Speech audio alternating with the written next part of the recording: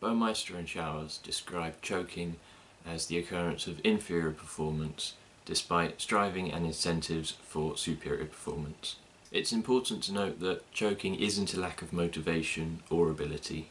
Choking usually comes about in athletes that are competing in highly skill-orientated sports like gymnastics, weightlifting, diving, etc., and that are under a large amount of pressure.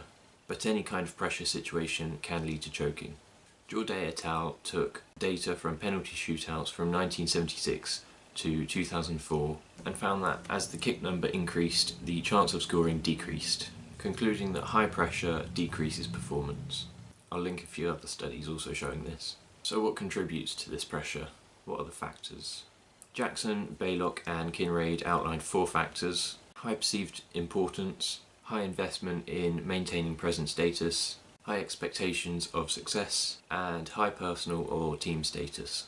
These pressure factors are the product of individual differences, task characteristics, and one's ability to self-regulate, and can lead to negative consequences such as the breakdown in regulation of thoughts, increased distraction, increased avoidance behaviour, increased fear of failure, deviation from normal routine, and most notably, decreased fluency, poorer timing, slower, more error-prone performance, and increased attention to skill and conscious control.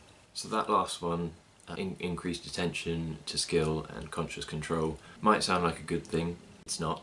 This is the basis for explicit monitoring theory suggested by Baumeister in 1984. It says that under pressure, a person realises consciously that it's important to execute the behaviour correctly. Consciousness attempts to ensure the correctness of this execution by monitoring the process of performance. But consciousness does not contain the knowledge of these skills, so that it ironically reduces the reliability and success of the performance. This leads to what was coined reinvestment by Masters and Maxwell, which is the manipulation of conscious, explicit, rule-based knowledge by working memory to control the mechanics of one's movements during motor output. Basically, thinking about how to do it rather than just doing it makes the task much harder, causing the choking. There are, however, intervention strategies to combat choking. Pressure training.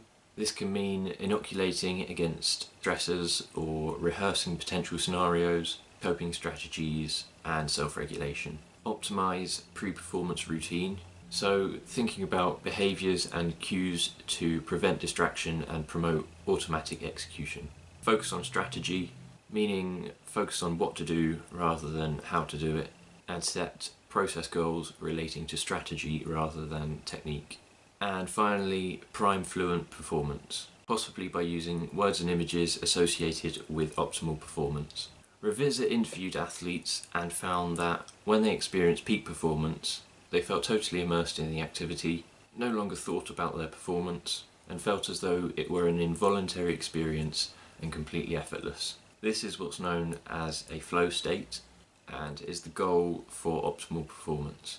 So choking involves high expectations, threats to one's sense of self, anxiety, and challenges self-regulation.